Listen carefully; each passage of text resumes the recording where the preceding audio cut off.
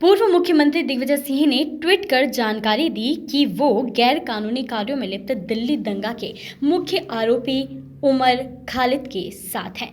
दिग्विजय के ट्वीट के ये कुछ अंश हैं।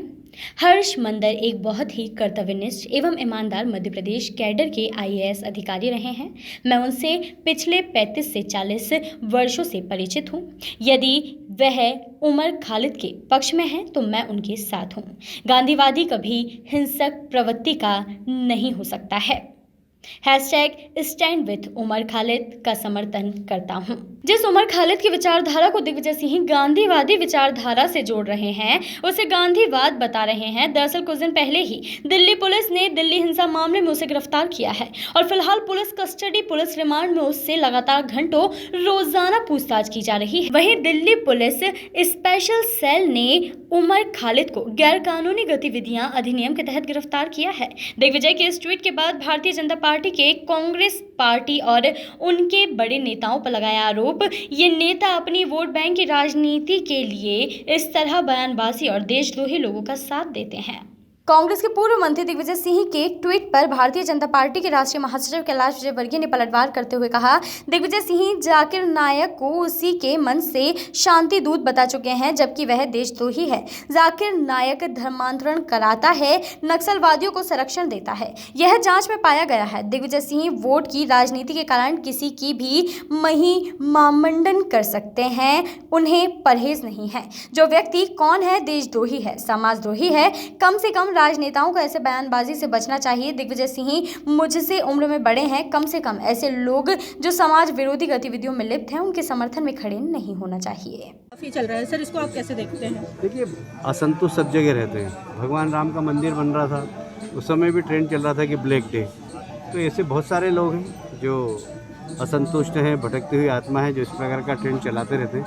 पर सारी दुनिया मोदी जी को दीर्घायु होने की शुभकामना दे रही है और वो देश के लिए जिस प्रकार काम कर रहे हैं, हर व्यक्ति चाहता है तो वो स्वस्थ रहें, मस्त रहे, दीर्घायु हो, देश का नेतृत्व करें। और जिस प्रकार चाइना जैसे लोगों की उन्होंने गलतफहमी दूर की है, वैसे बहुत सारे लोगों की गलतफहमी दूर हो जाएगी। मैं सबसे कहता हूँ कि वो डरने की ज़रूरत नहीं। कोरोना क्या करेगा, खाएगा क्या? आप अपने आप में इतने ताकतवर बनिए कि कोरोना आए और आकर निकल जाए, आपको क्षति भी नहीं पहुंचा पाए। तो अच्छा खाइए, समय पे व्यायाम करिए, प्राणायाम करिए। ये सब करेंगे तो कोरोना से कुछ नुकसान नहीं होगा। और हमारा इम्यूनिटी पावर बढ़ाइए। तो आप पत्रकार हैं, आप बहुत घूमते हैं, आप लोग भी रोज़ एक्सरसाइज करिए, बहुत ज़रूरी है। प्राणायाम रोज़ करिए, ये आपको बाकी चीज़ों से भी बचाएगा। कैलाश जी, आखिरी सवाल, ऑक्सीजन हमारे इंदौर में ऑक्सीजन के कारण ऐसा कुछ नहीं है कि कोई किसी मरीज को तकलीफ हो रही। जिला प्रशासन ऑक्सीजन की व्यवस्था समय समय पर करता जाए। भाई, दिग्विजय सिंह ने ट्वीट किया है उमर खालिद के समर्थन में। दिल्ली हिंसा का जो आरोपी है उन्हें गांधीवादी बताया है। देखिए, दिग्विजय सिंह जी कभी भी कुछ भी कहने लगते हैं। पहले उन्होंने एक शांतिदूत कहा था नाइक को, जो कि अभी जांच के दौरान पाया गया है कि वो धर्मांतरण कराता है, वो नक्सलवादियों को संरक्षण देता है। उनको भी उनके मंच पे जाके शांतिदूत कहा था। तो दिग्विजय सिंह जी वोट की राजनीति के कारण किसी को भी महिमा मंडित कर सकते हैं, उन्हें परहेज नहीं है। वो व्यक्ति कौन है, देशद्रोही है, समाजद्रोही है, कुछ भी है। मैं समझता हूँ राजनेता को इससे बचना चाहिए। दिग्विजय सिंह जी मुझसे उम्र में बड़े हैं, पर कम से कम ऐसे लोग जो समाज विरोधी गतिविधि करते हैं, उनके समर्थन में खड़े नहीं होना चाहिए। प्रधानमंत्री जी का जन्मदिन अलग अलग।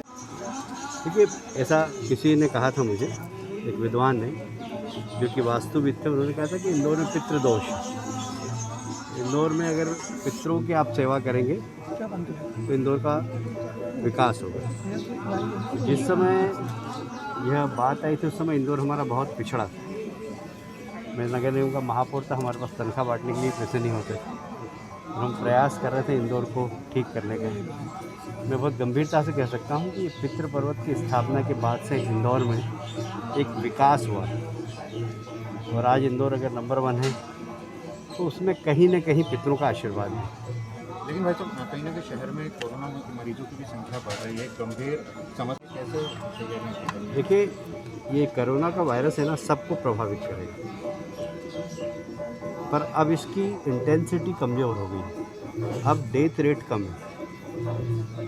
मैं समझता हूँ कोरोना के वायरस ने हमको जीना भी सिखाया। हम लोग रास्ता भटक गए थे, हम लोग कुछ भी खाने लगे थे, कुछ भी पीने लगे थे, हमने चिंता नहीं की थी, पर कोरोना ने हमको एक तरीके से सिखाया है, फिर से वार्निंग दी है कि कोरोना वायरस इसलिए आया है कि कहीं ना कहीं प्रकृति का हमने शोषण किया है। हमें दोहन करने का अधिकार तो है और शोषण करने का अधिकार नहीं।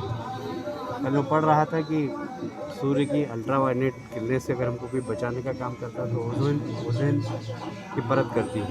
वो ओजोन की परत में भी छिद्र हो गया था, जिससे मानव जीवन संकट में था।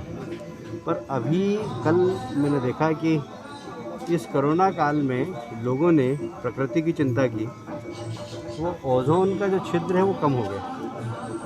एक बहुत बड़ा संकेत है कि हम प्रकृति की चिंता करेंगे तो हमारा जीवन, मूल्यवान जीवन है, वो सुरक्षित रहेगा। शहर के लोग वायरस ने हमको फिर से नए तरीके से जीवन जीने की प्रेरणा दी। सर, शहर के लोगों के सामने एक बड़ी समस्या भी निजी अस्पतालों में जा रहे हैं, वहाँ पर लाखों का बिल बन रहा है। कई अस्पतालों से शिकायतें भी सामने आ रही हैं कि लगातार। मैं आपके माध्यम से सबसे कहना चाहता हूँ कि जो 60 साल से कम उम्र के हैं, यदि वो पॉजिटिव हो तो घर के अंदर क्वारंटाइन ले, डॉक्टर से परामर्श लेकर दवा लें। ये वायरस आएगा, आपको थोड़ा सा बीमार करेगा, थोड़ा सा इन्फेक्शन डालेगा, पर डॉक्टर की दवाई लेने के बाद, काढ़ा पीने के बाद आपकी सब 5-6 दिन 7 दिन में पॉजिटिव हो जाएंगे, आप निगेटिव हो जाएंगे।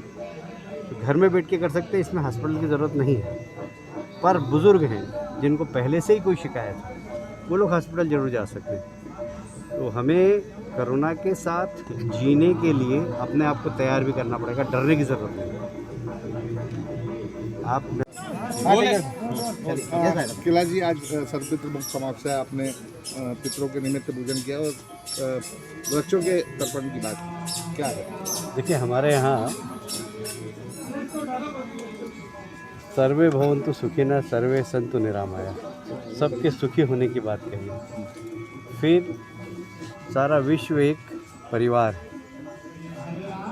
हम वसुदेव कुटुंबकम की बात करते हैं तो वसुदेव कुटुंबकम है, उसमें प्रकृति भी है, जीव जंतु भी है, वृक्ष भी है, सब है।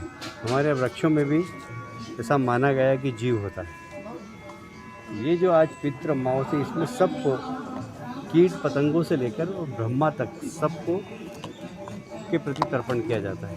तो ज्ञात अज्ञात आत्माएं हैं, उनके प्रति भी तर्पण किया जाता है। तो ये एक हमारा हिंदू संस्कृति का एक बड़ा पर्व है, जहाँ हम भूले बिसरे सब लोगों का आज के दिन स्मरण करते हैं, जो इस सृष्टि में नहीं है, जो इस दुनिया में नहीं है, जो हमको छोड़कर चले गए, उनका स्मरण करना, उनसे आशीर्वाद प्राप्त करना, ये उसका उद्देश्य होता है। ये एक बहुत बड़ा त्यौहार है हमारे यहाँ, और मैं समझता हूँ कि इससे ये पता लगता है कि जो हम वसुदेव कुटुंबकम की बात करते हैं वह आज सार्थक होती है, क्योंकि हम सिर्फ अपने प्रियजनों को नहीं, ज्ञात अज्ञात, कीट पतंगे, नाग किन्नर, सब के प्रति हम तर्पण करते हैं।